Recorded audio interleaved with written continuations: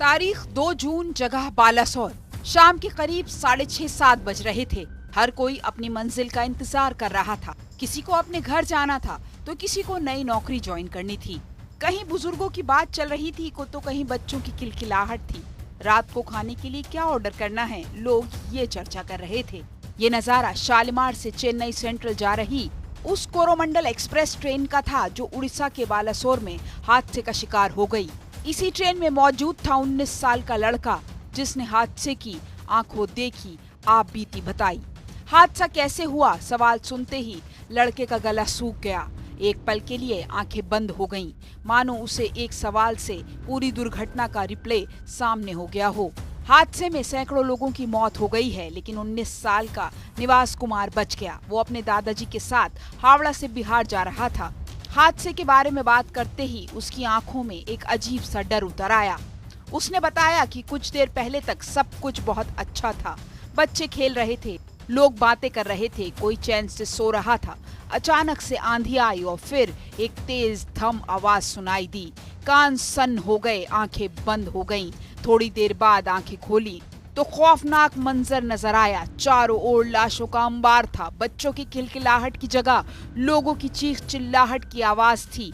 कहीं किसी बुजुर्ग का चश्मा था तो कहीं बच्चों के कपड़े और खिलौने बिखरे हुए थे। एम्बुलेंस का सायरन, लोगों की चीखें कानों में गूंज रही थी। हादसा होते ही निवास के भी होश उड़ गए।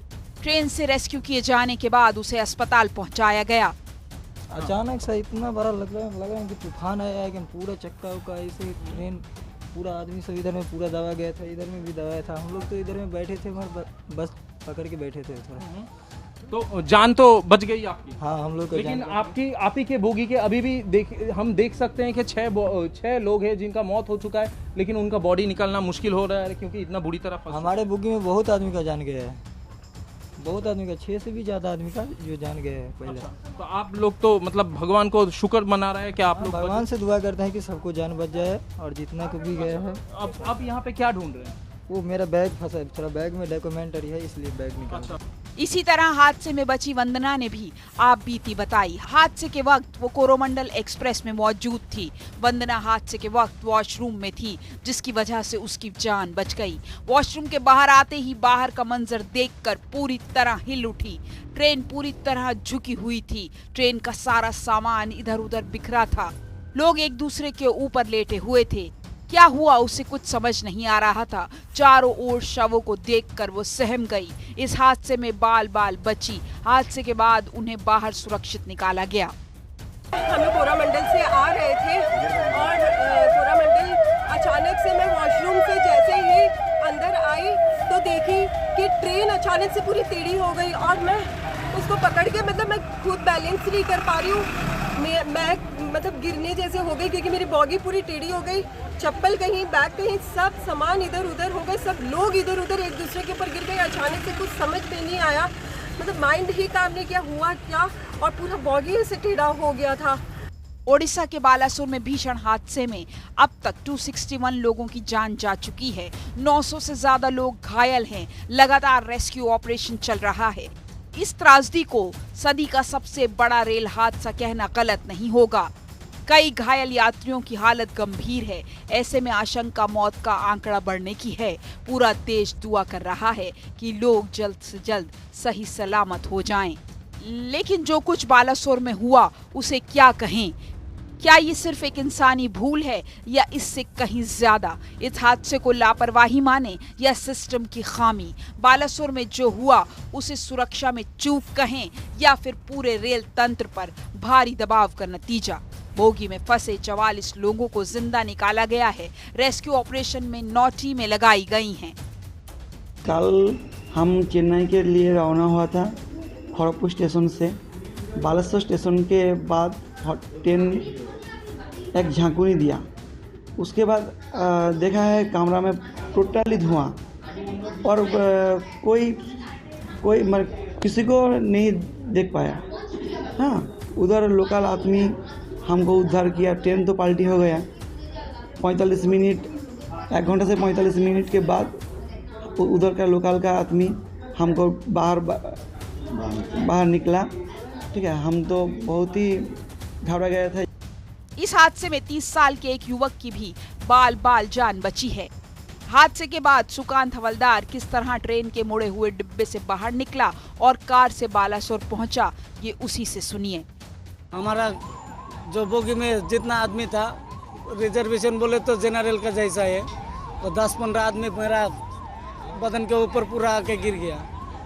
जब पूरा आदमी तोल पर लगा दिया, उस टाइम मेरे को, मैं सबका नीचे था, तो मैं जब ट्रेन का बोगी से बाहर आया तब देखा किसी का पैर नहीं है, किसी का हाथ नहीं है, ऐसा है, किसी का थोबरा बिगड़ गया है, ऐसा है, मालूम है।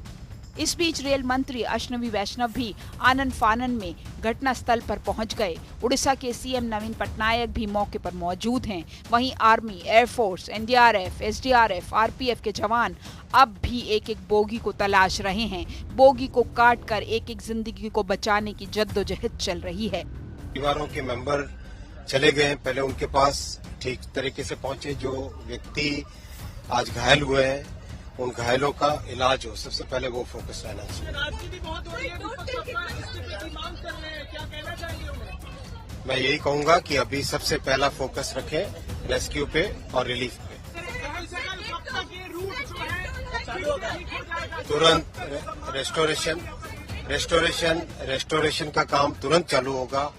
जैसे ही कंप्लीट डिस्ट्रिक्ट एडमिनिस्ट्रेशन की तरफ से क्लियरेंस मिलता है, तुरंत रेस्टोरेशन का काम चालू होगा।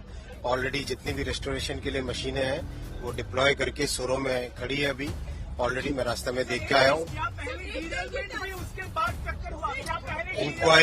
इंक्वायरी के बाद में ही सब कुछ पता चलेगा। पीएम मोदी ने बालासोर रेल हादसे पर दुख जताया है। पीएम मोदी ने ट्वीट किया और लिखा है, मैं ओडिशा में ट्रेन हादसे से दुखी हूँ। दुख की इस घड़ी में मेरी संवेदनाएं पीड़ित परिवारों के साथ है। साथ ही पीएम मोदी ने ओडिशा ट्रेन हादसे में जान गंवाने वाले लोगों के परिजनों को 2-2 लाख रुपए मुआवजा देने का ऐलान किया है। घायलों के लिए 50,000 रुपए दिए जाने की घोषणा की है।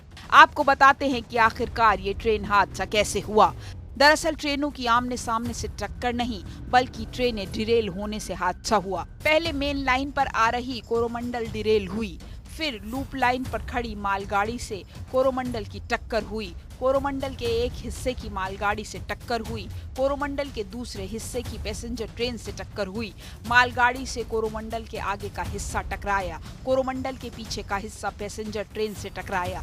तीनों ट्रेनों की टक्कर में कई बोगियां पलट गईं और मालगाड़ी ट्रेन पर चढ़ गई। बालासुर में हुए ट्रेन हादसे से पूरा देश स्तब्ध है। इसको लेकर पीएम मोदी ने हाई लेवल मीटिंग बुलाई है। मीटिंग के बाद मिली जानकारी के अनुसार पीएम मोदी आज घटना स्थल पर दौरा करेंगे।